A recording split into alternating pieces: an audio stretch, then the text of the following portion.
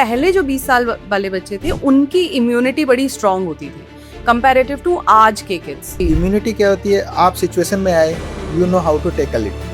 अब उस टाइम जो सिचुएशन थी वो बच्चे उसको टैकल कर रहे थे, अब जो सिचुएशन है अब बच्चे उसको टैकल कर रहे हैं। ऐसा कहीं है कि अननोइंगली पेरेंट्स जो है वो बच्चों की इम्यूनिटी को खराब कर रहे हैं। Unnecessary use of this antibiotic sometimes may cause resistance and something like this. आपको क्या लगता है कि जब बच्चा बीमार होता है तो पेरेंट्स की क्या प्रैक्टिसेस होनी चाहिए? 80-85% जो बीमारी होती है अपने आप ठीक हो जाती है। Generally they go with viral. Sir, immunity booster के बारे में आप क्या कहेंगे? बहुत कॉमनली सोशल मीडिया पे भी अवेलेबल इनकी इंफॉर्मेशन है। देखिए, हर बच्चे को ये मल्टीविटामिन, विटामिन डी या जिंक ये रेगुलरली देने की जरूरत नहीं है। सर, जगत की मदर्स का ये कंसर्न है कि मेरा बच्चा खाता नहीं। मदर को मैं तो ये बोलना चाहूँगा कि उनका काम है बनाना, अलग अलग देना, और खाना कितना खाना नहीं खाना वो बच्चे का काम है। चाहे जो 5-6 इयर्स के बच्चे हो जाते हैं वो ये देखते हैं कि खाना अब कम खाते हैं और फिर बाद में कोई जंक फूड की डिमांड कर लेंगे, कि बिस्किट की डिमांड कर लेंगे या चिप्स की डिमांड कर लेंगे। ये बहुत सारी मदर्स आती हैं कि इसको सीवियर कॉन्स्टिपेशन है क्योंकि बच्चा सिर्फ दूध ही पी रहा है। तो उस सिनेरियो में ऐसा मतलब क्या करा जाए कि भाई बच्चे को कॉन्स्टिपेशन ना हो? दूध की अमाउंट कम ही करनी पड़ी और कोई उपाय नहीं है। Hello everyone, welcome back another episode of unfiltered by dietitian Kirti Jain. आज का एपिसोड है अपनी आंखों के तारे सबके दुलारे यानी कि हमारे बच्चों के लिए, और हमारे साथ डिस्कशन के लिए एक बहुत ही स्पेशल डॉक्टर है यहाँ पे। आज हम बात करेंगे सोशल मीडिया के सारे कंटेंट जो कि बहुत सारे मिथ भी देते हैं, बहुत सारी डिफरेंट इन्फॉर्मेशन देते हैं। अपार्ट ऑफ दैट, एंटीबायोटिक्स दें या नहीं, वैक्सीनेशन बच्चों का कब होना चाहिए, अगर मिस हो जाता है तो क्या प्रॉब्लम होती है, खाने में क्या क्या दें, बच्चा खाता नहीं है, दूध नहीं पीता है, एलर्जीज बहुत होती हैं, XYZ। मुझे लगता है जितनी भी आपकी क्वेरीज हैं ये मैं आज एक एक करके आपके लिए लेकर आने वाली हूँ with all the answers. So stay tune with me, podcast को लास्ट तक देखिए एंड कमेंट में ये ज़रूर बताइएगा कि आपको ये पॉडकास्ट कैसा लगा, और साथ में ये भी बताइएगा कि अगला गेस्ट आप किसको देखना चाहते हैं। मेरी ऑडियंस जानना चाहेगी आपके बारे में, तो प्लीज़ अपने बारे में कुछ बताइए। नमस्ते, मैं doctor Sunil and I am a child specialist. Basically मुझे बच्चों के साथ काम करते हुए आज लगभग 16-17 साल हो गए हैं, है ना। Initially I have been trained in paediatrics, paediatric diseases तो है ही, but when we come to practice we know more about children की बिहेवियर एंड ऑल। ट्रेनिंग के टाइम पे only disease and then we come to know with experience we have learned more many things. So this is my academics, and currently I have started one hospital, that is Cradle Children Hospital. Oh wow. So initially it was only a pediatric hospital, but now it's a mother and child hospital. So I think we have seen a lot of patients and we have dealt with many pediatric age group patients. Around 60,000 we have registered patients till now. So that is what, now being a doctor and an entrepreneur, I'm into this field. Very nice sir, good to know. Why paediatrics sir? इतनी सारी field है तो आपने यही field क्यों choose की? देखिए, paediatrics जो है, it's when we work with children, यानी बच्चे क्या होते हैं कि दे आर वेरी फास्ट, यानी बॉडी हर रोज चेंज हो रही होती है बच्चों की, and initial 4-5 years are very crucial. जो बच्चों को अपन जैसे अपन बोले ब्रेन डेवलपमेंट की, जैसे अपन क्वांटिफाई करना चाहते हैं, ये देखते हैं कि लगभग 90-95% of the brain get develops in initial 4 years. बाद में तो you develop only 5% of the brain. तो कितना इम्पोर्टेंट है। दूसरा, बच्चों में क्या है कि एक हेल्थ इश्यूज जो हो डेवलप होते हैं, इनिशियली काफ़ी चीज़ें पता चलती है, और बच्चों को जो इनिशियली अपन जैसे बात करें मेंटल हेल्थ की, चाहे करें फिजिकल हेल्थ की, तो जब जो शुरू में अपन एक अच्छे बीज में जैसे अपन अच्छा पानी अच्छी रख हाँ, देते हैं, तो फिर वो अच्छा होता है। यानी अपन जो प्रिंसिपल्स उनको डेवलप कराते हैं, जैसे उनको सोच कर देते हैं, कल्चर सिखाते हैं कि अपना कल्चर में ये, एंड दे कैरी फॉरवर्ड, क्योंकि उस टाइम जो ऑब्जर्व कराता है that goes into deep into the brain, और वो लॉन्ग टर्म के लिए रहता है, और वैसा ही वो आदमी रिप्लिकेट होता है। बाद में चेंज होना बहुत डिफिकल्ट है।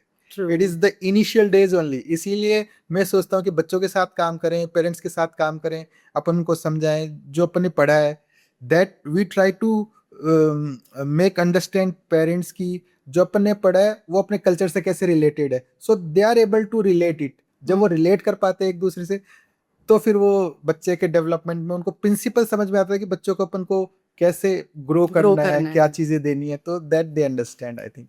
सो इसीलिए पीडियाट्रिक्स वाज माय आपने फेवरेट। चूज हाँ। किया, वाओ, सुपर्ब। सो सर, कैसे ना कि मुझे ऐसा लगता है, जैसे मुझे क्या, पेरेंट्स भी ऐसे बोलते हैं कि जो 20 साल पहले के बच्चे थे और जो आजकल के बच्चे हैं, तो उनमें डिफरेंस ये है कि पहले जो 20 साल वाले बच्चे थे उनकी इम्यूनिटी बड़ी स्ट्रांग होती थी कंपैरेटिव टू आज के किड्स। तो आपका क्या टेक है इस पे, आपको लगता है ये सही है? देखिए, इम्यूनिटी तो इट्स लाइक इवॉल्विंग है। जी। इम्यूनिटी क्या होती है, आप सिचुएशन में आए, you know how to tackle it. जी। अब जिस टाइम उस टाइम जो सिचुएशन थी वो बच्चे उसको टैकल कर रहे थे, अब जो सिचुएशन है अब बच्चे उसको टैकल कर रहे हैं। बट द डिफरेंस क्या हो गया, एक इनिशियली अगर इंडिया की बात करूं तो मैं ये देखता हूं कि पहले अपने जॉइंट फैमिलीज होती थी, so they learn a lot of inputs होते थे। हाँ। फादर का होता था, चाचा का होता था, बुआ का होता था, they got a lot of input और उसी हिसाब से वो रिएक्ट करते थे and they use to learn it. और अभी क्या, थोड़ी न्यूक्लियर न्यूक्लियर फैमिलीज रहने फैमिलीज लगी, हैं, तो बिल्कुल। They learn from father and mother only and they have hmm. Also less time. दूसरा, लाइफस्टाइल पूरी चेंज हो गई है। हम्म। पहले बच्चे जैसे गांव होते थे, इतने व्हीकल्स नहीं होते थे, so we hmm. Use to give them कि ये फ्रीली भागो दौड़ो and they use to come to natural, जितने भी चीजें होती थी उनके कांटेक्ट में आ जाते थे हम्म। और वो इम्यूनिटी डेवलप कर लेते थे। आजकल के बच्चे एक तो व्हीकल्स इतने हो गए हैं, थोड़े सेफ्टी इश्यू रहता है, और फिर लोग बाग काम में ध्यान रखने वाले, तो अपन बाहर जाने नहीं देते, तो हम्म। नेचुरल इन कांटेक्ट में टोटलिटी, रहते। हाँ, इंडोर एक्टिविटीज ज्यादा हो गई हैं हाँ हाँ कंपैरेटिव टू आउटडोर हाँ। एक्टिविटीज, तो ये तो हो गया उनके जो फिजिकल। फिजिकल में। दूसरा, फूड है, तो हम्म। पहले जनरली नॉर्मल नेचुरल फूड ही ज़्यादा यूज़ कर रहे होते, हम्म। अभी क्या प्रोसेस्ड फूड को काफ़ी यूज़ होने लग गया है। जी। तीसरा, स्क्रीन टाइम काफ़ी हो गया, क्योंकि आउटडोर एक्टिविटी कम हो गई है तो स्क्रीन टाइम बढ़ गया है, तो स्क्रीन हम्म। टाइम बढ़ गया है तो that lead to a lot of things. तो हेल्थ इश्यूज। इम्यूनिटी कम हो गई ऐसा नहीं है, हम्म। बट सिचुएशन चेंज हो गई है और हम्म। रिएक्शन चेंज हो गया है। हम्म। जैसे पेरेंट्स भी पहले बच्चे ज़्यादा होते थे तो दे यूज टू कि हाँ ठीक है देखते हैं, वेट कर लेते हैं। नाउ सिंगल चाइल्ड, तो वो पैनिक भी ज़्यादा होते हैं, तो that is hmm. Mental status भी चेंज हुआ है। सो हम्म। वो सोचते हैं कि यार 5 बार, दे हैव अ काउंटिंग कि 5 बार बीमार हो गया है। अगर आपके घर में बहुत सारे लोग हैं, 3 बच्चे हैं, तो आप ध्यान में रखिए कौन कितनी बार बीमार है। तो वो काउंटिंग, वो भी थोड़ा सा अप्रिसिएशन भी ज़्यादा हो गया, ऐसा लगता है मुझे। Very true. सो ऐसा कहीं है कि अननोइंगली पेरेंट्स जो हैं वो बच्चों की इम्यूनिटी को अ, खराब कर रहे हैं या डिस्टर्ब कर रहे हैं या कम कर रहे हैं, ऐसा आपको लगता है देखिए, सर्कमस्टांसेस के चलते? हाँ हाँ, देखिए इसमें क्या है कि पेरेंट्स जैसे काफ़ी बार हमारे पास आते हैं, है ना, तो मुझे ऐसा लगता है कि इम्यूनिटी पे कैसे अननोइंगली वो कर रहे होते हैं। जैसे वो सोचते हैं कि चलो बच्चा बीमार हो गया है, सेल्फ मेडिकेशन है, क्योंकि इंडिया में तो मेडिसिन ओवर द काउंटर काफ़ी इजीली अवेलेबल है। तो जैसे काफ़ी डेवलप्ड कंट्रीज में तो रेस्ट्रिक्टेड है कि you can not give many medicine over the बिल्कुल, काउंटर। बिल्कुल। यहाँ पर ओवर द काउंटर ड्रग्स पे बहुत कम कंट्रोल है, केमिस्ट भी एंटीबायोटिक दे रहा है, वो भी दे रहा है।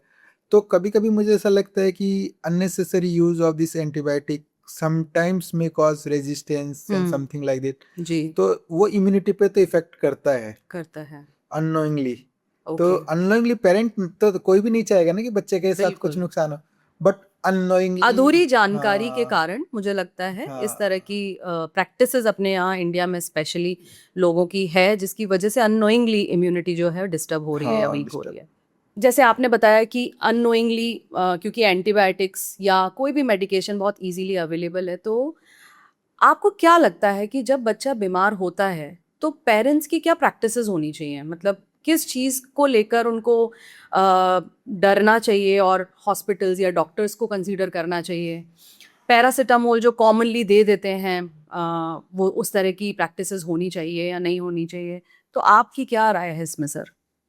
देखिए, क्या होता है कि जनरली बच्चों में मैंने जितना देखा है 80-85% जो बीमारी होती है अपने आप ठीक हो जाती है। Generally they go with viral, क्योंकि इम्यूनिटी डेवलप हो रही है। इनिशियल 5 ईयर्स में थोड़ा ज़्यादा होता है, क्योंकि पैटर्न ही ऐसा होता है। होता क्या है कि बच्चा एक वायरस के कांटेक्ट में आता है, बॉडी इम्यूनिटी बना लेती है, दूसरे के में आता है, इम्यूनिटी बना लेती सेल्फ इम्यून है, होते इम्यून जाते हैं। होती जाती है, क्योंकि बॉडी ट्रेन होती है, क्योंकि ट्रेंड होती है, बिल्कुल। बच्चा तो उसके लिए। और इनिशियल डेज में इसलिए ज़्यादा होती है कि कुछ तो वो कॉन्टैक्ट में नहीं आया होता। प्लस हाँ। जैसे वो स्कूल जाने लगता है, there is a close group, तो किसी और को बीमारी वायरल है उसको आ जाता है। तो ये वायरल तो बहुत कॉमन है, जैसे बच्चे स्कूल जाने लगता है, नहीं, मुझे लगता है साल में 4 5 6 बार बीमार होना ये तो नॉर्मल है, बट अच्छा, दैट इज जनरली वायरल। सारी ऑडियंस सुने ये बात कि 4 5 बार बीमार होना एकदम नॉर्मल बात है। इनफैक्ट मैं आपको बताऊं मेरा खुद का एक्सपीरियंस, हम लोग डेनमार्क में थे तो मेरी डॉटर जब फर्स्ट टाइम डे स्कूल गई थी, डे बोर्डिंग में, और वहाँ जैसे ही हमने छोड़ा तो सेकेंड डे मुझे कॉल आ गया था और इतना हाई ग्रेड फीवर था सर। और एज यूजुअल इंडियन मदर मैं तो पैनिक हो गई, रोना धोना शुरू, भागो। And doctors they are so chill, उन्होंने उसके, वहाँ स्नोफॉल होता है, उन्होंने उसके कपड़े उतरवाए, बोले इसको घूमने दो, एंड शी वॉज नॉर्मल। कोई कोई मेडिकेशन का दूर दूर तक नाम भी नहीं था। तो दे डेफिनेटली, यूरोप में what I have seen, they follow this practice कि ऑटोमेटिकली आप इम्यून होने दीजिए। और मुझे वहाँ उन्होंने भी बोल दिया था स्कूल में कि डोंट गेट पैनिक, ये हर बच्चे के साथ होता है। इस ये फर्स्ट टाइम कनेक्ट अभी हुआ है, बच्चा आपका कांटेक्ट में आया है, तो ये बहुत कॉमन है। तो जो चीज़ आप कह रहे हैं मैं काफ़ी कनेक्ट कर पा रही हूँ इससे। हाँ, एक तो ये है। दूसरा क्या होता है कि जैसे पैरासीटामोल है जो ओवर द काउंटर ड्रग्स है, वंस इन इमरजेंसी, जैसे आप नाइट में हैं, हेल्थ केयर फैसिलिटी अवेलेबल नहीं है, then you give 1 dose, but next day try to visit the doctor, है ना। अब होता है क्या कि आपको मैं क्लियर बात बताना चाहूँ कि डॉक्टर को कब विजिट करना चाहिए। जैसे बच्चा बहुत ज़्यादा हाई ग्रेड फीवर है, लेस देन 5 ईयर्स से, यानी 3 मंथ से नीचे वाले बच्चे को तो दिखाना ही फीवर आ गया, जैसे बहुत छोटा बच्चा है, तो देर में be any cause of fever. अब बच्चा सुस्त हो गया है, खाना नहीं खा रहा है, यूरिन आउटपुट जैसे आप काउंट करिए कि दिन में 5 7 बार जा रहा है, तो यूरिन आउटपुट ठीक है क्या? अगर ये सब चीज़ें ठीक है, बच्चा एक्टिव प्लेफुल है, then you can wait, it's most commonly viral. Viral. But if बच्चा डल हो गया है, खाना नहीं खा रहा है, यूरिन आउटपुट कम हो गया, at that time you have to go to the hospital, visit a doctor and get advice. ये from the doctor. Sir, immunity booster के बारे में आप क्या कहेंगे? बहुत कॉमनली सोशल मीडिया पे भी अवेलेबल इनकी इंफॉर्मेशन है, और विटामिन डी, जिंक के शॉट्स, ये भी पोस्ट कोविड तो बहुत एक्सपोज हुई है इंफॉर्मेशन ये, और लोगों ने इसको काफ़ी ब्लाइंडली मुझे लगता है एक्सेप्ट किया है और फॉलो भी किया है। आपका क्या टेक है सर इस पे? कितना बेनिफिशियल होता है? क्या बच्चों को देना चाहिए multivitamins, immunity boosters, vitamin D, zinc के शॉट्स? आप क्या कहेंगे इस पे? देखिए, हर बच्चे को ये मल्टीविटामिन्स, विटामिन डी या जिंक ये रेगुलरली देने की जरूरत नहीं है। Okay. Basically if the child is, देखिए अगर बच्चे को अपन 3 4 चीजें करते हैं तो ये चीज़ों की रिक्वायरमेंट नहीं होती है। जैसे if we are providing a balance diet, जिसके अंदर जैसे अपन ने प्रोटीन भी रखा है, कार्बोहाइड्रेट भी रखा है, फ्रूट्स भी रखे हैं, तो दे गेट एवरीथिंग। दूसरा, उसकी नींद अच्छी होनी चाहिए, because of screen time and everything, नींद डिप्राइव्ड हो रही है, बिकॉज नींद से ही हॉर्मोन्स रिलीज होते हैं, जो हॉर्मोन्स रिलीज होते हैं उसके ग्रोथ से रिलेटेड होते हैं। जैसे मिलेटोनिन अगर सिक्रेट होगा तो ही ग्रोथ हार्मोन ज़्यादा सिक्रेट होगा तो उसकी ग्रोथ से रिलेटेड है। एंड उस टाइम रिस्टोरिंग मेमोरी रिस्टोर हो रही होती है, दैट यू टू। और एटलीस्ट 1 आवर का आउटडोर एक्टिविटी होनी ही चाहिए, extra curricular activity, sun exposure. हाँ, और आउटडोर एक्टिविटी होनी चाहिए, ताकि आउटडोर एक्टिविटी तो मसल्स सब काम करने लगेंगे अच्छे से, तो बच्चा वो डेवलप रहेगा, है ना। और पानी का इंटेक अच्छा रखना चाहिए। तो अगर ये 5 6 चीज़ें आप कर रहे हो बच्चे के साथ, और बच्चा एक्टिव प्लेफुल है, जरूरी नहीं कि बच्चा मोटा हो, जरूरी नहीं कि बच्चा पतला हो। अगर बच्चे की हाइट एज के अकॉर्डिंग ठीक है, हाइट इज मेन क्राइटेरिया, अपन जो देख लेते हैं, हाइट अगर ठीक है, बच्चा एक्टिव प्लेफुल है, मसल मास ठीक है, यानी स्टेमिना आपको लगता है कि ठीक है, अच्छा बच्चा थकता नहीं, then I think these are not required. But in some specific conditions, जैसे न्यू बॉर्न्स है, लेस देन 1 ईयर है, इनमें सन का एक्सपोजर बहुत कम होता है, और so they are deprived of this vitamin D. तो विटामिन डी उनको स्टडीज करी है, साइंटिफिक स्टडीज, तो उनमें कम है, तो दैट वी सप्लीमेंट। और क्या होता है कि बच्चा बेसिकली मिल्क पे ही होता है, मदर्स मिल्क या मिल्क पे, तो आयरन कंटेंट कम होता है, आयरन का ऑब्जॉर्प्शन कम होता है। सो इट हैज सीन कि जो बच्चे होते हैं इन्फेंसी में एनीमिया बहुत कॉमन है, 1 ईयर एंड बिलो। तो generally doctors 4 months and above के बच्चों को till 1 year of age supplement करें, and after that we have to see if baby has deficiency, we will supplement it. If baby doesn't have symptoms, does not have deficiency, then no need to supplement. So basically जो जो rituals अपनी India में चलती आई हैं उनको focus हाँ। ज्यादा करना चाहिए rather than focusing on multivitamins और vitamin D zinc by your own Yes. कि दे देते हैं क्योंकि पड़ोसी दे रहे हैं या किसी ने हमें एडवाइस कर दिया है, अनटिल और unless it is checked by the physician और द डॉक्टर, है ना? Yes. सर, जगत की मदर्स हाँ। का ये कंसर्न है कि मेरा बच्चा खाता नहीं है। मैंने भी देखा है, हमारे पास भी आते हैं कि कैसे खिलाएं इनको। क्या रीजन है कि बच्चे छोटी एज में नहीं खाते हैं? इस पे आपका क्या टेक है सर? हाँ, बच्चे छोटी एज में तो क्या होता है कि बच्चा लर्न करता है हाउ टू हैव थिंग्स। यानी जैसे अपन इन्फेंसी में बात करें तो जैसे 7-8 मंथ्स का तो जब अपन स्टार्ट करते हैं तो उसको Weaning. पहले तो सिर्फ पीना आता है, हाँ जी। And then he learns how to roll the tongue and Correct. Swallow. It's a complex procedure. जी। तो वो जब सीखता है हाँ। तो थोड़ा कम खाता है। हाँ। बट बट बट अपना जो मदर को मैं तो ये बोलना चाहूंगा कि उनका काम है बनाना, अलग अलग अलग अलग देना, और खाना कितना खाना नहीं खाना वो बच्चे का काम है। जी। तो you have to give multiple things, how much baby haves leave up to him. अगर आप फोर्सफुली करोगे और आप बोलोगे कि आप ये प्लेट खत्म करना है या कुछ करना है, तो उसको पता ही नहीं रहेगा कि हंगर कितनी थी हाँ, और कब उसका पेट भर गया, क्योंकि उसको तो फिक्स अमाउंट खाना है। बिल्कुल। तो फिक्स नहीं होता ना। बच्चों में तो कभी एक्टिविटी ज़्यादा हो गई तो उनका रिक्वायरमेंट ज़्यादा हो गई, किसी दिन अच्छा। एक्टिविटी कम हो गई तो हो सकता है उसने पानी पी लिया हो। हाँ। तो बच्चे पे छोड़ दो कितना खाना नहीं खाना है, ओके। कुछ भी कंसर्न नहीं होता। और दूसरा स्क्रीन टाइम।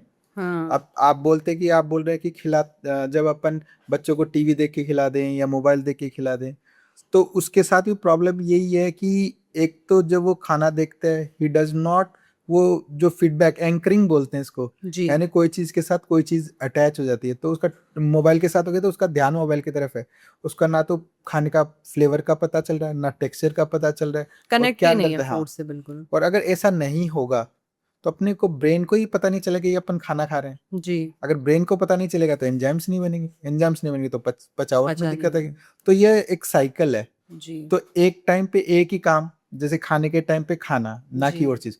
और बेसिकली बच्चे कॉपी करते हैं, हाँ दे जी। Copy parents. या तो खाना खाते समय अपन हम और खुद पेरेंट्स ही। साथ में बैठ के खाना चाहिए। लेट इन अलग प्लेट बना दी, उसको उसमें डाल दिया, सबको जैसे सर्व करते हैं उसको सर्व कर दिए, जितना उसका मन है उसने कहा, जितना अपने मन है उसे। थोड़ा सा वेस्ट चले जाएगा, कोई दिक्कत नहीं है आप। जी। और दूसरी चीज, आप उस टाइम उसको मत बोलिए कि ये खत्म करो, ये वेस्ट चला गया कोई दिक्कत नहीं। बाद में उसको बोला कि ये खाना बनाने में फार्मर्स ने इतना काम किया, ये इतना काम किया, तो we should not waste their energy. तो अगली बार से वो वेस्ट करना ही बंद ही कर देगा, एंड जितना उसको रिक्वायरमेंट होगी वो ले लेगा। तो educate them about educate other them. Things. हाँ, जी जी। बट यहाँ मेरा भी एक कंसर्न है, ये पता एक एक मदर को एक सेटिस्फेक्शन भी नहीं आता, बच्चे कई बार बिल्कुल खाते ही नहीं है सर। मतलब आई रिमेम्बर मेरी बेटी अपने डे केयर में खुद, जैसे आपने बताया ना, वहाँ तो बच्चों को बेबी सिटर पे बिठाया और वहाँ पे उनको दे दिया जाता था, and they used to eat by their own. पर मेरी अपनी बच्ची घर आने के बाद हमें देखो चिड़िया उड़ रही है, देखो कुत्ता उड़ रहा है और व्हाट नॉट, और हमें 2.5-3 घंटे लगाने पड़ते थे। अदरवाइज उसने 4-5 साल की उम्र तक कभी ये कहा ही नहीं कि मम्मा मुझे भूख लगी है। पूरा दिन हो जाता था बट हम कभी नहीं सुनते थे। तो एज अ मदर ये कंसर्न तो आता है कि भाई कब खाएगा, खा ही नहीं रहा है तो बच्चे को वीकनेस आएगी। हाँ। क्या कर सकते हैं उस केस में, और ये कैसे पता चले कि बच्चा इतना ही खा रहा है तो पेट भर गया है, या एक सेटिस्फेक्शन आ जाए? देखिए, अगर मैंने क्या बोला कि अगर यूरिन आउटपुट अपन मॉनिटरिंग कर रहे हैं, अगर वो जी। कर रहा है बच्चा 5-6 टाइम्स यूरिन पर डे, जी। तो इसका मतलब उसका इंटेक तो ठीक है। अच्छा। दूसरा, ये नहीं कि बच्चा फैट हो, बच्चे की हाइट अगर बढ़ रही है तो भी ठीक है।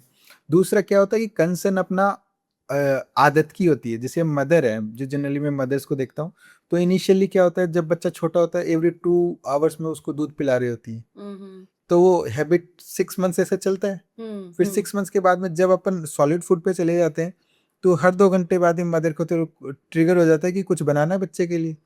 तो उसको हंगर का टाइम ही नहीं देते हैं अपन, कि हंगर डेवलप हो और बच्चा मांगे, उससे पहले अपन उसका कंप्लीट कर देते हैं। तो एक तो ये अवॉइड करना चाहिए। दूसरा, लेट बेबी डिसाइड, यानी आप अलग अलग बनाओ और जो अपन सब खा रहे हैं उसको ऑफर करो। जी। Let baby decide how much to have and what to have.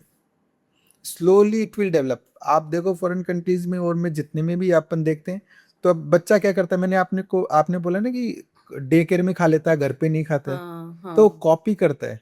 हाँ कॉपी करता है। जैसे आपने फिक्स टाइम रख लिया कि अपन को 8 बजे खाना खाना है, आप सब डाइनिंग टेबल पे, कभी जगह भी बहुत सारी चेंज नहीं करनी चाहिए कि कभी अपन रूम में खा रहे हैं, कभी ड्राइंग रूम में खा रहे हैं। अपन को पता है कि ये जगह खाना खाने की है, तो डाइनिंग टेबल पे जब खाओ हमेशा एक ही जगह खाओ, जैसे डाइनिंग और खाओ, साथ में खाओ सब लोग, तो कुल मिला साथ में के फिर टाइम दो बच्चे को हाँ कि जिससे बच्चा ये समझ पाए कि मुझे कब भूख है और कितनी भूख है, भूख है। तो उसके अकॉर्डिंग वो आइडिया उसको लग जाता और है। आजकल मैं जो देख रहा हूँ प्रॉब्लम, वो क्या हो रहा है कि बच्चे जो 5-6 ईयर्स के बच्चे हो जाते हैं, वो ये देखते हैं कि खाना अब कम खाते हैं, और फिर बाद में कोई जंक फूड की डिमांड कर लेंगे, कि हाँ बिस्किट की डिमांड कर लेंगे या चिप्स की डिमांड कर लेंगे। ये तो ट्राई टू अवॉइड कि आप के घर में रेडीली अवेलेबल हो, वो तो हटा दो कि बिल्कुल। स्नैकिंग रेडीली अवेलेबल हो। वो तो मैं अगर इस जगह एक पॉइंट ऐड करूंगी कि सर पेरेंट्स ने अपने कन्वीनियंस भी देख रखे हैं, हाँ they might feel bad right now, but ये इसमें कोई शक नहीं है कि आज अगर प्रोसेस्ड फूड की इंडस्ट्री इतनी ग्रो करी है तो उसका कहीं ना कहीं कारण लोगों ने खरीदा है, इसीलिए वो ग्रो की है। तो अपॉर्चुनिटी हम ही ने दी है उनको, क्योंकि हमने अपना कन्वीनियंस देखा है। Probably we all are working इस वजह से, और उनकी रिसर्च भी बहुत स्ट्रांग है इस पे कि टेस्ट बड के अकॉर्डिंग उन्होंने टेस्ट डेवलप किए हुए हैं, सो यू कांट रेजिस्ट। और आप देखिए ना, बच्चों को इतनी आसानी से जंक फूड का टेस्ट लग जाता है कि दिल रिपीट ऑन, दिल आस्किंग मैगी या फिर चिप्स या फिर मोमोज और बर्गर्स, बट रिपीटेडली रोटियां नहीं मांगते बच्चे कभी। तो ये आई थिंक पेरेंट्स की अपनी कन्वीनियंस की वजह से भी है, मुझे लगता है। अच्छा, दूसरा सर प्रोटीन को लेके बड़ा सबका कंसर्न है आजकल, तो बच्चों को क्या, खैर बड़ों को भी है, पर कितना कितना जायज़ है जो बच्चों को हम प्रोटीन की डेफिशिएंसी देखते हैं, उसको फुलफिल करना, और किस तरह से इसको किया जा सकता है। और इसके साथ में मैं ऐड करूँगी कि जितने भी ये एडवर्टाइजमेंट हाई प्रोटीन के नाम पे दिए जाते हैं, किसी भी तरह का प्रोटीन शेक, बॉर्नवीटा हो गया, हॉर्लिक्स हो गया, पीडियाश्योर हो गया, जिसका जो वीक पॉइंट लोगों का है कि टॉलर स्ट्रॉन्गर, इस तरह से ये प्रमोट किया जाता है, कितना इफेक्टिव है सर ये प्रोटीन का डाइट में होना और इस तरह के ड्रिंक्स को लेना, और लेना चाहिए या नहीं? देखिए, प्रोटीन जो है वो तो रिक्वायर्ड तो है, जैसे जी अपनी मसल मास है, अपनी कोई भी सेल की ग्रोथ है, प्रोटीन डिपेंडेंट है बिल्कुल बेसिकली। बिल्कुल। तो प्रोटीन अपनी डाइट में होना चाहिए। जी अगर अपन बैलेंस्ड फूड खिला रहे हैं, जैसे थाली के अंदर अपन ने सोचा कि हमेशा पल्सेस यानी दाल वगैरह तो रहेगी, या तो दाल रहेगी, राजमा रहेगी, छोले रहेंगे, कुछ ना कुछ रहेगा, एक दाल होगी, एक हरी सब्जी साथ में हो गई सूखी चाय से, और बाकी कार्बोहाइड्रेट में जैसे रोटी हो गई, चावल हो गया, ऐसे बैलेंस डाइट अपन दें, तब तो ये जो एक्स्ट्रा जो ये पाउडर्स वगैरह हैं जिसके अंदर अपन दे रहे हैं रेडी टू हैव, तो रिक्वायर्ड नहीं है। नहीं है। जी पर क्या है कि कमर्शियल इंडस्ट्री ऐसे दिखाते हैं कि आ, और दूसरा मुझे लगता है कि पीयर प्रेशर भी काफ़ी है। जैसे हाँ पेरेंट है तो वो बोल रहे कि अभी अपन ने कौन सा प्रोटीन यूज़ किया, वो बोल रहे कि ये प्रोटीन यूज़ करा है, मैंने यूएस से मंगाया है, मैंने ये Singapore, that we are using, तो बोले यार अपन कुछ कर रहे हैं नहीं कर रहे हैं, तो there is a feeling parent में कि यार अपन कर रहे हैं नहीं कर रहे, बट दैट डजेंट मैटर। आप बहुत सारी चीज़ें, सोयाबीन है, कुछ भी बहुत सारे पल्सेस है जिनका अपन यूज़ कर सकते हैं, तो प्रोटीन डिमांड तो बढ़ जाती है। जी तो और वो अपन को कोशिश करना चाहिए कि नेचुरल तरीके से ही अपन दें। जैसे बोलते हैं कि ऑयल का यूज़ है और है, तो you try to change oil, जैसे कभी सनफ्लावर यूज़ किया, कभी मस्टर्ड किया, कभी पीनट किया, ऐसे करके चेंज करते रहना चाहिए, नॉट एवरीथिंग इज सेम। पर क्या कि छोटे प्रिंसिपल होते हैं, अपन खिलाते हैं तो जैसे आटा है ये थोड़ा मोटा होना चाहिए, ये तो फाइबर कंटेनिंग है, तो थोड़ा सा बेसिक आइडिया कि प्रोटीन किस में होता है, कार्बोहाइड्रेट किस में होता है, थोड़ा सा आप इसको पता रहेगा पेरेंट मदर को या पेरेंट को, तो फिर वो डिसाइड कर लेंगे कि यार चारों चीज़ें आ गई क्या। बेसिकली तो मुझे लगता है सर, मैं यहाँ जो ऐड करूँगी कि थोड़ा सा मेहनत और थोड़ा सा नॉलेज, अगर दोनों का मिक्स आप यूज़ करते हैं ना, तो एक मदर, एक हाउसवाइफ एक बहुत अच्छा न्यूट्रिशन बैलेंस फैमिली के अंदर लेकर आ सकती है। हम यूजुअली ये टिप्स देते हैं कि जब आप चपाती बना रहे हैं तो उसी आटे में आप 1 चम्मच बादाम का पाउडर डाल दीजिए, तो आपने प्रोटीन हेल्दी फैट्स का कंटेंट बढ़ा लिया। आप जो आटा लगा रहे हैं, आप सुबह ही एक दाल का सब्जियों का सूप बना लीजिए। अब आप उसी में ही दाल बनाइए, हाँ। उसी में ही आप आटा लगाइए, उसी में ही सूखी सब्जी का कुछ भी रेडी कर रहे हैं तो पानी डालना है तो वो डालिए, या वे प्रोटीन जो दूध फाड़ के जो पानी अलग बनता है आप उसको इस्तेमाल कीजिए, because it's a very good हाँ। वे protein.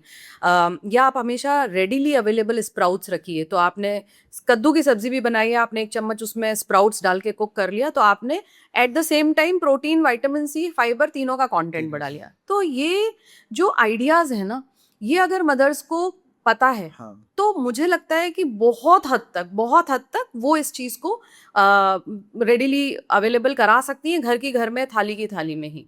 Dependency on one single grain या one single food should not be there. और आप इसको मल्टीपल रखिए। आप ग्रेन में भी राइस और गेहूं की रोटी की जगह आप जौ भी ऐड कीजिए, आप ज्वार भी चाहिए, आप समा के चावल भी लीजिए, आप ब्राउन राइस भी लीजिए, and you see the beauty of the meal. मुझे लगता है जब एक टाइम जब ना टीवी थी ना इस तरह का नहीं था, we all were happily growing and stronger. मुझे लगता है हमारे दादी दादा नाना नानी वो ज़्यादा आज की एज में भी they are very much able to move by their own. तो खाना पीना बहुत मैटर करता है। तो मुझे लगता है नॉलेज एक चीज़ है, पर एक्सेस नॉलेज वहाँ पे जो आजकल इंस्टा पर फ्लड हुई है उसकी वजह से भी थोड़ा सा कंफ्यूजन है। एक चीज़ सर मैं ये पूछूंगी यहाँ पर कि जैसे दूध की बहुत ज़्यादा लोगों को स्पेसिफिकली मिथ कह लीजिए कि दूध अगर बच्चों को नहीं दिया या नहीं दे रहे हैं तो बाबा उनका तो डेवलपमेंट हो ही नहीं पाएगा। ये कहाँ तक आपको लगता है कि फैक्ट है? देखिए, दूध वाली जो बात है ये मैं रोज मेरी प्रैक्टिस में ये रोज बच्चे आते हैं। क्या होता है, जो दादा दादी है या नानी जस्ट जनरेशन अब जो सेकंड जनरेशन है, तो वो क्या बोलते हैं कि पहले तो दूध ही पिलाते थे। अब क्या होता था, देखिए दूध में भी बहुत सारी चीजें हैं। अब जो ह्यूमन मिल्क होता है उसके अंदर वे प्रोटीन होता है, दैट इज इजीली डाइजेस्टेबल, क्योंकि ह्यूमन और दूसरा एनिमल मिल्क है, उसके अंदर केसिन ज़्यादा होता है, वे कम होता है। तो और पहले के ज़माने में क्या था कि अगर मदर को काम करने जाना होता था तो बच्चे को तो वही देते थे कि अपन ने दूध पिला दिया, तो बच्चे ने दूध पी लिया मतलब उसका पेट भर गया, है ना। अब होता क्या था कि पहले के ज़माने में, जैसे अभी देखता हूँ कि दूध भी लोग बाग गाय का है, भैंस का है, बकरी का है, तो भोजन आते हैं मुझसे बोलते हैं ये बकरी का दूध तो बहुत ताकतवर है, देखो सर हर जगह रिकमेंड करते हैं, इन पूरे मीडिया में इधर उधर सब जगह बकरी का दूध। पर रियलिटी में जब स्टडीज आई तो बकरी का दूध जो है वो सबसे इन्फीरियर है, क्योंकि ना तो आयरन कंटेंट होता है, ना उसका ऑब्जॉर्प्शन करने दे, विटामिन B12 भी कम कर देता है। तो अब अपने कल्चर में कैसे आया, जैसे मेरे पास ग्रैंड मदर आती है तो मैं जब पेरेंट आते बोलते कि ग्रैंड मदर तो नहीं मानते, मैं बोला उनको अगली बार मेरे साथ मेरे सामने लेके आना, अपन बात करेंगे। तो वो आती तो मैं बताता हूँ कि आया कैसे। जैसे बकरी है, छोटा जानवर है, तो इनका पालना ईजी है। उस टाइम जमाने में फ्रिज नहीं हुआ करते थे तो दूध खराब हो जाता था, तो गाय भैंस पालना थोड़ा डिफिकल्ट था, तो बकरी का जब चाहो जब निकाल लिया और जब बच्चे को पिला दिया, तो फिर लोगों ने मिथ हो गई कि ये सबसे स्ट्रांग होता है। पर रियलिटी में एनिमल मिल्क जो है 1 साल से नीचे तो अवॉइड ही करना चाहिए, बिल्कुल अवॉइड करना चाहिए। 1 साल के बाद में यू कैन स्टार्ट, और वो भी दो तो 1 गिलास वो काफ़ी है। नहीं तो जो मिल्क दे रहा है, एक मिल्क में कैलोरीज कम होती है। जैसे क्या होता है, जब बच्चा 6 मंथ्स एंड अबव हो जाता है उसको 100 ग्राम्स में 100 कैलोरीज चाहिए ही चाहिए। अच्छा। या 100 ग्राम्स में 100 ग्राम से ज़्यादा कैलोरीज चाहिए। हाँ, क्योंकि ग्रोइंग स्टेज है। Growing stage. अब दूध में जो है मैक्सिमम, अगर आप बहुत वाला गाय भैंस का जो भी सबसे हैवी भी दूध ले लेंगे तो उसमें 70-75 कैलोरीज से ऊपर जा ही नहीं सकते। तो वो कैलोरीज डिफिशिएट हो जाएगी, उसका वजन नहीं बढ़ेगा। और जैसे आयरन कंटेंट कम है और दूध आयरन का ऑब्जॉर्प्शन नहीं होने देता, अगर वो है इसीलिए तो एनीमिया ज्यादा है।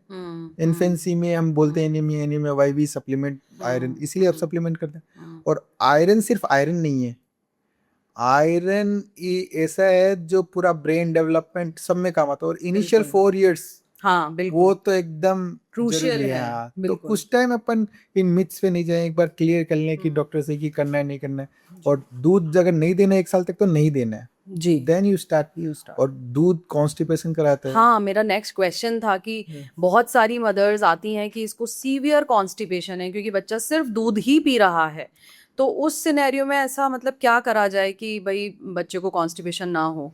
अब उसमें वही है कि दूध की अमाउंट कम ही कम करनी कर पड़ी और कोई उपाय नहीं है। और दूध कम करो, उसके बजाय जैसे फर्मेंटेड है, दही हो गया, छाछ हो गया, दैट यू कैन इंट्रोड्यूस। और थोड़ा सा फाइबर डाइट बढ़ाना है। हाँ फ्रूट्स, जैसे फ्रूट्स है, अगर छिलके सहित खाने वाले फ्रूट्स है तो छिलके सहित ही खिलाने, ताकि फाइबर जाए। जय और बच्चों में आदत डालने की, पानी थोड़ा अच्छा पिए, हाँ क्योंकि हाँ पानी कम पीते हैं बच्चे। बच्चे क्यों हाइड्रेशन कम पीते हैं? बच्चों का तो बिहेवियर होता है कि पानी पियेंगे, बाथरूम जाना पड़ेगा। हाँ और स्कूल में कितनों को अकवर्ड फील होता है, इसलिए नहीं पीते। जी दे सुबह जाते हैं, फिर शाम को आते हैं। तो हाँ they try to avoid. Avoid पर अपन जब सिखाएंगे कि ये पानी ऐसे फिल्टर हो रहा है, आपकी गंदगी फिल्टर, देन वो। और मुझे लगता है टीचर्स को भी थोड़ा रिलैक्स रहना चाहिए कि हाँ ठीक है, थोड़ा ब्रेक बीच में में दे देना दे देना चाहिए। चाहिए बच्चे को। सर स्क्रीन को लेके, या let me put it this way, mobile आज की दुनिया में सबसे इम्पॉर्टेंट गैजेट है, लेकिन बच्चों के लिए सबसे डेंजरस टूल मुझे लगता है। अम, कितना सही है बच्चों को मोबाइल को देना, और किस एज से हमें बच्चे को मोबाइल देना चाहिए, और किस मात्रा में उनका स्क्रीन टाइम जो है किस रेशो में वो होना चाहिए? देखिए, स्क्रीन टाइम ऐसा नहीं कि प्रॉब्लम है, ये तो नीड ऑफ है। नीड आ रहा है। बिना बिना स्क्रीन, बिना इंफॉर्मेशन, बिना कम, जैसे आप लैपटॉप जरूरी है, वहीं से इंफॉर्मेशन आई है। टीवी जरूरी है, मोबाइल जरूरी है, ऐसे सब चीज़ जरूरी है। जी पर बच्चों के लिए जैसे 2 इयर्स तक तो बिल्कुल ही स्क्रीन टाइम अपन को नहीं रखना चाहिए। और 2 इयर्स के बाद में वो स्क्रीन टाइम अगर स्टार्ट करते हैं, तो एक तो टाइमिंग, एक क्या कंटेंट वो देख रहे हैं, जी यानी विच टाइप ऑफ कंटेंट, कि लर्निंग कंटेंट है या जस्ट इंटरटेनमेंट की, एड्रेनलिन सीक्रेट हो रहा है, वो हो रहा है। और तो कंटेंट और टाइमिंग जो है, टाइमिंग जो वो ये कहते हैं कि आफ्टर 2 इयर्स टू 4 इयर्स, तो आपको 15 मिनट्स टू 30 मिनट्स ही होना चाहिए। उसके बाद में every year you can increase by 15-20 minutes. अच्छा तो क्या होता है कि आजकल स्कूल्स है और है, इट्स अ, यानी आप कम्युनिकेट ही इसी से करोगे। Correct so you have to justify कि अपन वो कितना यूज। पर जैसे ही मैंने क्या बोला आपको, 3-4 चीजें जरूरी है। नींद, जैसे हाँ बच्चे की नींद 9 आवर्स के अराउंड, 9-10 आवर्स, 9-10 आवर्स करना चाहिए। 1 घंटे की आउटडोर एक्टिविटी होनी चाहिए। खाना आप साथ खा रहे हो, ये सब चीजें करोगे तो स्क्रीन के लिए टाइम ही बहुत कम बहुत बचेगी। कम बचेगा, और आई थिंक वो हाँ, जायज़ भी है कि आप हाँ। स्कूल का और बच्चे के एंटरटेनमेंट के लिए आप उनको दिखा रहे हैं, एंटरटेनमेंट मान लो या सीखने के लिए, क्योंकि सीखने के लिए। जी पेरेंट तो दो ही जने हैं, हाँ तो वो दो ही चीजों की सीखेगा। अब ऐसे और चीज देखेगा तो और चीजें भी सीखेगा। तो बिल्कुल कंटेंट क्या है वो भी देखना जरूरी है। अब जैसे स्टोरी, जैसे बच्चे हैं कुछ कार्टून्स देखते हैं, तो कुछ कार्टून्स ऐसे होते हैं जो कि उनको गलत हैबिट गलत सिखाते है हैं। वैसे। और कुछ ऐसे होते हैं कार्टून्स जो उनको काफी नॉलेज देता है, जैसे अकबर बिरबल की कहानी वगैरह के कुछ कार्टून्स आते हैं, they learn a lot of things from that. तो बच्चे का कंटेंट क्या देख रहे हैं, that will help in his mental development. Correct sir, very true. Sir antibiotic के बारे में भी मैं थोड़ा पूछना चाहूँगी। As you said over the counter available है, फार्मेसी पे भी है। कितने हद तक सही है बच्चे को एंटीबायोटिक से इंट्रोड्यूस कराना एट अर्ली एज, और फ्रीक्वेंटली या फिर विदाउट डॉक्टर रिकमेंडेशन देना? और जो ये एंटीबायोटिक रेजिस्टेंस हो जाता है, ये कहाँ तक फिर प्रॉब्लम कर सकता है आगे? देखिए, क्या मैंने पहले अपनी क्वेश्चन में बात हुई कि बच्चों में इन्फेक्शन किस टाइप का होता है, क्या होता है। जैसे एंटीबायोटिक्स है, बेसिकली एंटीबायोटिक्स यानी वो बैक्टीरिया पे एक्ट करते हैं, है ना, वायरसेस पे एक्ट नहीं करते। तो मैंने क्या ये बोला था कि काफ़ी बच्चों में 80-85% जो बीमारी होती है वायरल ज़्यादा होती है, जिसमें फीवर आता है और आता है, पर बच्चा डल नहीं होता है। अब रही बात एंटीबायोटिक्स की, तो अगर अपन सेल्फ मेडिकेट करते हैं तो एक्स्ट्रा एंटीबायोटिक्स चली जाएगी जब जरूरत ही नहीं है। वायरस पे एंटीबायोटिक काम ही नहीं करता बेसिकली, तो ज़्यादा चली जाएगी। और एंटीबायोटिक ज़्यादा जाने से क्या होगा, एंटीबायोटिक क्या करता है, बैक्टीरिया को मारता है। अपनी बॉडी के अंदर बहुत सारे बैक्टीरिया है जो अपनी हेल्प करते हैं, जैसे बिफिडो बैक्टीरिया मान लो, कोई भी अपनी पूरी बॉडी बैक्टीरिया अंदर काफ़ी, जो अपनी गट है उसके अंदर बहुत सारा बैक्टीरिया होता है बेसिकली। अगर वो नॉर्मल बैक्टीरिया को भी मारेगा और उस बैक्टीरिया को भी मारेगा, पैथोजेनिक बैक्टीरिया को भी। अब जब इन बैक्टीरिया को मार देगा तो अपनी डाइजेशन में भी प्रॉब्लम आएगी, अपनी इम्यूनिटी में भी प्रॉब्लम आएगी, क्योंकि many bacteria is responsible for developing immunity against Immunity. Many things, है ना।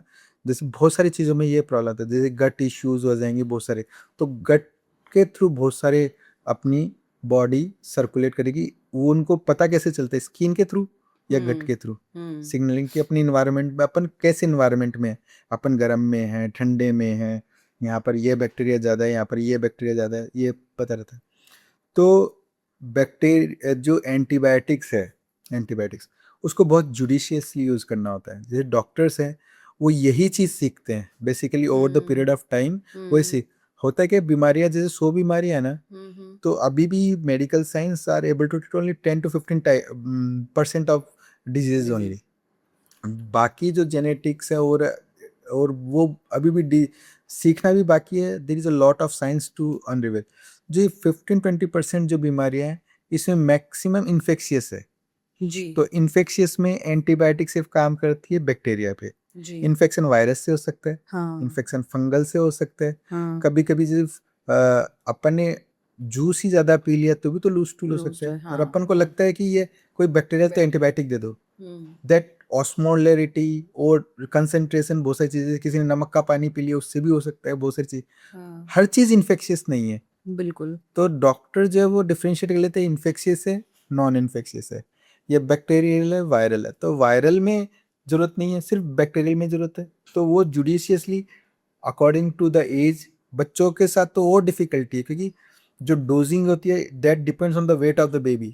तो हर बार हाँ हम वेट के अकॉर्डिंग, जी अब ये अगर इसका मिसयूज हो गया, अगर अपन ने अंडर डोजिंग दे दी तो क्या होगा, बैक्टीरिया क्या होता है कि उसको भी तो सरवाइव करना है and it becomes smarter, it's changes its body.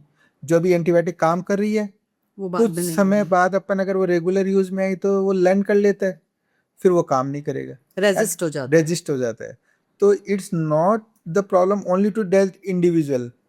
वो एक बैक्टीरिया इसमें चेंज हुआ, वो दूसरे में तीसरे पूरा इन्वायरमेंट में वो बैक्टीरिया रेजिस्टेंट हो जाता है। इसीलिए तो antibiotic then we have to go higher higher higher.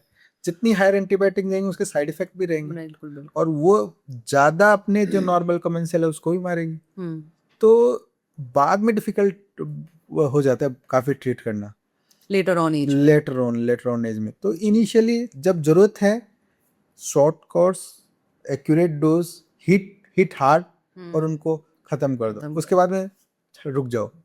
पर कंटिन्यूस सेल्फ बार बार इंट्रोड्यूस वो गलत है। जी that what is difference between normal person and a doctor, वो यही चीज सीखता है।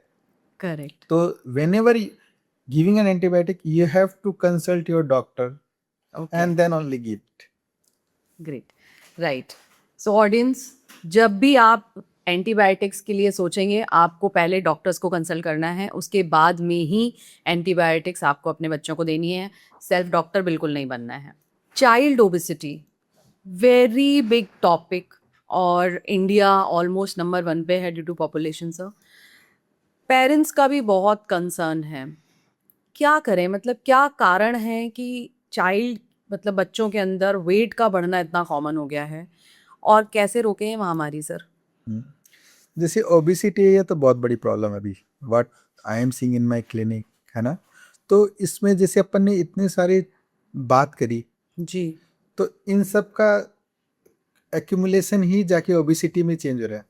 अब जैसे मैंने बोला स्क्रीन टाइम की अपन ने बात करी, तो स्क्रीन टाइम, अगर स्क्रीन टाइम ज़्यादा है तो आंखों में फ्लैशी लाइट्स ज़्यादा जा रही है, ब्रेन प्रोसेस ज़्यादा कर रहा है, रात को जो नींद होनी चाहिए नींद नहीं आ रही है, नींद नहीं हो रही है पूरी। तो नींद पूरी नहीं है तो हार्मोन्स डिसबैलेंस हो रहे हैं, that is leading to obesity. Screen time, sedentary lifestyle, आप खेल नहीं रहे हो, एनर्जी यूटिलाइज नहीं कर रहे हो, लीडिंग टू ओबेसिटी।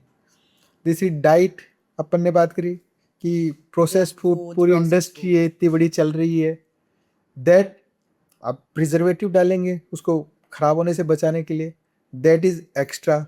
अपन बाहर का सामान आ रहा है, जैसे आज रेस्टोरेंट में खा रहे हैं और खा रहे हैं, तो अडल्ट्रेशन कितना ज़्यादा है, आप चाहे दूध में ले लो, पनीर में ले लो, अडल्ट्रेशन इतना ज़्यादा है, that is also leading to obesity.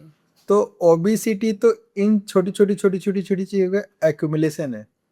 तो ओबिसिटी के फाइट करने के लिए मैं तो यही बोलूँगा पेरेंट्स को कि बच्चों को टाइम दो, बच्चों के साथ खेलो, स्क्रीन टाइम इससे कम हो जाएगा। आप उनके रिजल्ट्स पे फोकस मत करो, उसके जनरली सो रहा है नहीं सो रहा है बच्चा, अच्छे से टाइम से सुला दो। और अपन बोलते हैं बच्चों को ये कर लो ये कर लो, वैसे नहीं होता है। जी। दे जस्ट इमिट अस, यानी वो अपन को ही रिपीट करते हैं। तो change our lifestyle so that we can change the lifestyle of the child, very true sir, then only you can fight obesity. Very true, diet is small part, absolutely. Diet is small part कि अपन ने fat कम कर लिया, sugar कम कर लिया। ये तो एक टंकी है, ऊपर से पानी डाले जाए, इधर से लीकेज हो रहा है, तो पहले तो नल बंद कर रहा है फिर पानी डालना है। तो इसीलिए मैं ये बोलूँगा कि ओबेसिटी को रोकना है तो टाइमली सोना, टाइम से डाइट, टाइम से रहना, घर का प्रिपेयर्ड फूड रहना, बाहर का अवॉइड कर दें, जी तो यही रहेगा। सर, वैक्सीनेशन को लेके ना सोशल मीडिया पे बहुत मिथ है। अगर किसी का वैक्सीनेशन डिले हो जाता है या वो जो डेट है वो मिस हो जाती है, तो कितनी घबराने की बात होती है? क्या वापस उस डेट को निकलने के बाद भी वैक्सीन कराई जा सकती है? क्या रहता है सर? देखिए, वैक्सीन जो है, वैक्सीन भी एक प्रिवेंटिव मेजर है। जी। जैसे क्या होता है कि कोई भी, जैसे आज हम पीडियाट्रिक प्रैक्टिस करते हैं तो हम ये देखते हैं कि प्रिवेंटिव क्या क्या है। प्रिवेंटिव में हेल्दी लाइफस्टाइल हो गई, वैक्सीन हो गया, गिविंग चाइल्ड को अपन चीज़ें सिखाते हैं, आउटडोर एक्टिविटी, ये प्रिवेंटिव हो गया। दूसरा पार्ट हो गया ट्रीटमेंट पार्ट, जिसमें अपन मेडिसिन देते हैं, कोई बीमारी हो गई तो ये। तो वैक्सीन्स के बारे में मिथ तो है कि ये दवाई है, it's not a medicine basically. होता है क्या है, कोई भी वैक्सीन है, कोई भी वैक्सीन, तो जैसे बैक्टीरिया ट्रेन हुआ एंटीबायोटिक से रेजिस्ट करने के लिए, ऐसे अपनी बॉडी, जब कोई वायरस जाएगा तो अपनी बॉडी ट्रेन हो जाएगी and it will have a memory, memory बना लेती है। तो अगली बार कभी वो बैक्टीरिया या वायरस कांटेक्ट में आता है तो they will not have to process all system. यानी क्या होता है, जैसे अपन कोई खाना बना रहे हैं तो हाफ कुक करके फिर बाद में कुक कर लेते हैं। करेक्ट। सिमिलर जैसे आर्मी है तो वॉर तो हर रोज नहीं एक होता। रोड मैप बना लेते हाँ हैं और उसी रोड मैप को रिप्लिकेट कर हाँ, लेते हैं। अब जैसे आर्मी है, हमेशा तो वॉर नहीं होता है, but they keep on practising कि ऐसी सिचुएशन आए तो अपन ऐसे कर ले। तो वैक्सीन आर द सेम।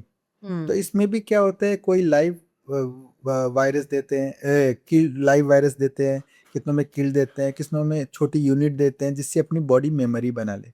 ठीक है। वो होते हैं नॉन डिजीज कॉजिंग ऑर्गेनिज्म, यानी वो बॉडी को तो बताएंगे पर वो जो डिजीज के कारण जो समस्या होती है वो नहीं होगी। तो अपनी बॉडी ट्रेन होगी, कभी उसके कांटेक्ट में आए तो वो बॉडी सोचेगी वही चीज है and that will be very fast to react. तो फास्ट रिएक्ट करें, जब कम कीटाणु रहेगा तभी, अगर उसको कंट्रोल कर लिया गया तो ठीक है, नहीं तो जब तक कंट्रोल करने में पहुंचेगी जब तक वो इतने ज्यादा हो जाते हैं कि एंड दे कॉज सिम्टम्स। तो मैं तो ये बोलूंगा कि वैक्सीन जो है एक अच्छा खाना खाने की तरह है। If you are having healthy food, it is giving you prevention, it is developing your immunity. In the similar way, vaccine is doing the same thing. और दूसरा बहुत अच्छा क्वेश्चन पूछा मैम आपने कि जो वैक्सीन से किसी का छूट गया तो अपना पैनिक करना, चेंज नहीं करना। देखिए, मैंने क्या बोला, ये प्रिवेंशन के लिए है। जी। तो इट्स नॉट कि अगर आपने वैक्सीन नहीं लिया, till that time you are at risk of that disease. अब आपने वैक्सीन ले लिया तो अब प्रिवेंट, तो आप तो कोई भी एज में ले सकते हैं। जी। अभी मैंने देखा है कि अपन सोचते हैं कि वैक्सीन सिर्फ छोटे बच्चों के लिए है, इंडिया में इतना प्रमोट नहीं। Vaccine are for adults also. कितने जैसे होटल इंडस्ट्रीज है, उसके अंदर हेपेटाइटिस ए है, टाइफाइड है, they are mandatory. Government guidelines निकालती है, पर बीइंग अ डेवलपिंग कंट्री अभी इतनी स्ट्रिक्ट नहीं है। अब आप डेवलप कंट्रीज में देखोगे, बिना उसको जैसे सेफ है तो उसको परमिशन नहीं मिलेगी खाना बनाने। अगर किसी को टाइफाइड है, शेफ को जितनों को वो खाना खिलाएगा उतनों को हो जाएगा, क्योंकि इट इज फीको ओरल। जी। तो ऐसे प्रिवेंशन के कुछ तो गवर्नमेंट को पहल करनी पड़ेगी और कुछ पेरेंट्स को सोचना पड़ेगा कि दे आर फॉर प्रिवेंशन, क्योंकि मिथ पहले इतने आते नहीं थे, आज बहुत ज्यादा हो गए हैं ग्रैंड मदर से। जैसे जैसे साइंस इवॉल्व होगी वैसे वैसे न्यू वैक्सीन आएंगे, दैट इज फॉर प्रिवेंशन। तो जितने अवेलेबल है, जितने गवर्नमेंट से सर्टिफाइड है इंडिया में और कि लग सकते हैं तो वो लगाना चाहिए। लगाना चाहिए लगाना सो दैट चाहिए। सेफ्टी मेजर्स हमेशा आपकी अपडेटेड है। हाँ, सो सर कुछ मिथ बस्ट करेंगे, मैं आपसे कुछ क्वेश्चंस पूछूंगी जिसका आप मुझे यस और नो में आंसर देंगे। बनाना कॉफ बढ़ाता है? नहीं, नहीं। आइसक्रीम खाने से कोल्ड होता है? नहीं, अगर मोटा बच्चा है मतलब हेल्दी बच्चा है? ये भी नहीं, एग्स खाने से बॉडी में हीट बढ़ती है? नहीं, ये नहीं। Okay, alright. सो एक पर्सनल क्वेश्चन पूछूंगी सर, अपनी एंटायर प्रैक्टिस में बच्चों से आपने क्या एक ऐसा लेसन लिया जो आपको लाइफ टाइम याद रहेगा? मुझे लगता है रेजिलियंस। जैसे बच्चा गिरा और वो उठता है, वो भूल जाता है पीछे क्या हुआ। तो आदमी कभी भी ऐसा हो तो वो भूल जाना चाहिए पीछे क्या हुआ। What you have to start and give your best. और बच्चा यही करता है, बच्चा यही करता है। आज आया बीमार है, दूसरे दिन ठीक हो गया, वो भूल जाता है क्या हुआ and he starts playing. Playing, very true, very true. That is what we have learned from children. Very nice sir, very positive also, and I think हम सबको बहुत ज़रूरत भी है इस प्रैक्टिस की, क्योंकि इतना सब कुछ चलता रहता है एंड हम उसमें स्टक होके कहीं ना कहीं पीछे रह जाते हैं। ओके सर, अगर आप एक मैसेज मेरी ऑडियंस को देना चाहेंगे तो क्या वो मैसेज होगा जो मेरी ऑडियंस जिसको फॉलो करके कुछ बेनिफिट भी ले सके? मुझे लगता है अगर अपन समरी भी करना चाहें इसका, तो मैं ये चाहता हूँ कि parents don't focus only on academics. जब बच्चा घर पे आए तो उससे ये मत पूछो कि क्या पढ़ा है क्या नहीं है। उससे ये पूछो कि हाउ वाज योर डे, आपको क्या अच्छा लगा, क्या अच्छा नहीं लगा। ये और दूसरा मैं ये बोलना चाहूँगी, बच्चों को सोने दो जितना सोना चाहते हैं। आउटडोर एक्टिविटी इंक्लूड करो, उनको करने के लिए मत बोलो, उनके साथ करो। जैसे वेरी खाना ट्रू, है, बुक पढ़ना है, स्क्रीन टाइम खुद का रिड्यूस करो वेरी ट्रू। ताकि बच्चे वो कर सकें, है ना। और try to give competition to your child. कोई स्पोर्ट्स खेलते हो तो मैं देखता हूँ पेरेंट्स जाते हैं, बच्चा कर रहा होता है, पेरेंट बैठे बैठे होते होते हैं। हैं। Try to give them competition, तब वो सोचते हैं कि यार कैसा है, and sit with them and just ask their thought process की लाइफ में जैसे ऐसा है, आप गए, ये सब्जी वाला था, कैसा रहा, क्या क्या सोचते हो। Just give them open ended questions ताकि वो दे, अपन को क्यों फीड करना है। Yes that is yes, you are training them. Correct. Human brain जो है वो इतना बड़ा है। एक आप जैसे एक तो पेट को ट्रेन कर रहे हो, ही लर्न समथिंग स्मॉल, ये तो डिफरेंस है। Human brain just you give principles, it will explore and they will be better. True, Make them a better human being. Just कि हाँ सच बोलना है, हेल्प करना है, give them ethics. Very true. Wow, I think then the world will be beautiful. wow, great. So thank you so much, sir, spending so much time and such valuable information for my audience. I'm sure आज के इस podcast से हमारी audience को बहुत सारे tips, बहुत positive knowledge, positive vibe and बहुत अच्छी लर्निंग्स मिली होंगी। एंड फिर किसी एपिसोड के लिए हम आपको ज़रूर याद करेंगे sir. Thank you so much for coming here, thank you for your valuable time. Thank you. Thank you, sir. Thank you.